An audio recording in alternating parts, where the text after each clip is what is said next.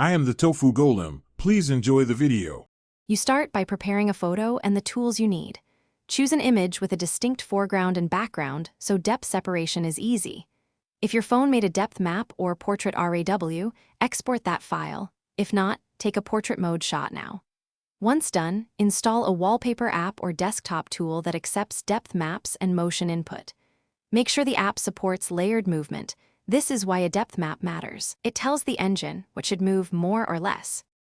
Now you'll build the actual parallax data. Open the photo in an editor and mask the main subject as layer 1, separating foreground from midground and background. Next, create a grayscale depth map. Darker values equals farther, lighter equals nearer. Aim for smooth gradients and use 8/16-bit depth if possible. Once the depth map looks correct, export both files as PNGs or the formats your wallpaper tool requires. This step determines how natural the motion. Import your base image and depth map into the wallpaper app and assign the depth layer to drive parallax. Set motion intensity conservatively at first and enable gyroscope or simulated mouse input.